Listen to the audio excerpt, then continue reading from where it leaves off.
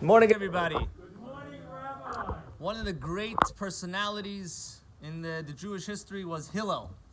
Hillel was a great rabbi. He was actually very, very wealthy at the beginning of his life.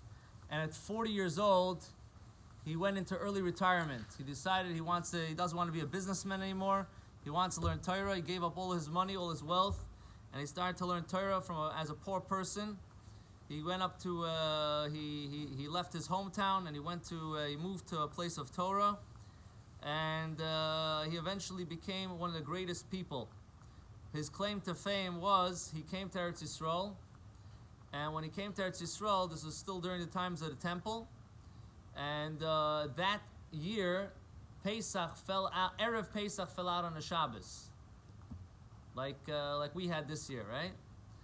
And the Chachamim, the rabbis at that time had a question. The question was if Korban Pesach can be done on Shabbos, because usually you have to do the Korban Pesach before Yontif, the day Erev Yontif, and since that day Erev Yontif was Shabbos, they weren't sure if you do it on Shabbos if it overrides Shabbos, because you have to shech the carbon.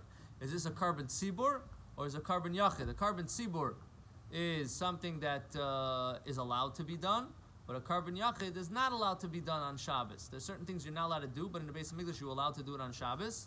And here there was like it was in between. They were on the fence. They weren't sure. They couldn't remember what the tradition was because this wasn't a normal thing that happened every year. Hillel came and he proclaimed that he knows the halacha, and that the halacha is that you are allowed to do it, that it does override Shabbos, and because it's in a sense it is considered a carbon tzibur, and therefore they are allowed to, and they should, and they have to do it on Shabbos. When they saw that he knew that and his great learning, they hired him, they made him the nasi, he became the leader of the Jewish people. So one of the things that he says is, Hu haya omer, it says in Pirkei Avos, Nagad Shma Avad Shmei.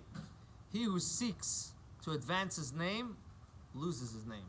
If the person that runs after a kavod and is trying to do everything to get a big name out there will lose their name. Udla Moisef Yosef.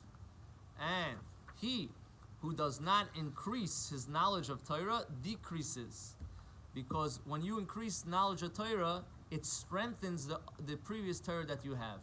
You learn Torah on a certain level, then you learn more. You're like, wow, now I understand what that meant. It's a whole different because everything in Torah is connected. So in a sense, you're indirectly, in addition to the fact that you're increasing your Torah and your interest is there, the Torah that you learned previously is being strengthened. That was the second thing he said. And the third thing he says, "Udishtamish betaga cholof," someone that uses the crown of Torah as a source of something, whatever it is. They're using the crown of Torah to brag, to use the crown of Torah to gain control over somebody else and things like that. That person will perish. It's not covered for the Torah to do that, to use the Torah as a source for your advantage, as from an ego perspective and things like that. So these are the three things that Hillel says. And it's a very, very interesting thing that we have to always try to do things in the best way possible. First of all, we have to try to be humble, and we have to try to see how we can add and increase and help one another. This is actually interesting because you see the Pirkei Avos, each one said something that they lived with, that they experienced, and that's how they learned from it. There was one time that Hillel did brag, and he said, when he told him the halacha and he started to speak, he told the Chachamim, why didn't you listen better to Shmai and Avtalion, to the previous rabbis when they gave it? He gave it to them a little bit, but they say later that was his one mistake, that he should have not done that. He shouldn't have used that advantage, that time of pride to shoot at the other guys. He meant well. He wanted to tell them, listen, but it was really a little too sharp, a little too harsh. Anyway, Hashem should help. We should all be able to judge each other favorably. And we should be zeicha to the coming of Mashiach Tzidkenu Mehem Mehem Mehem. Amen.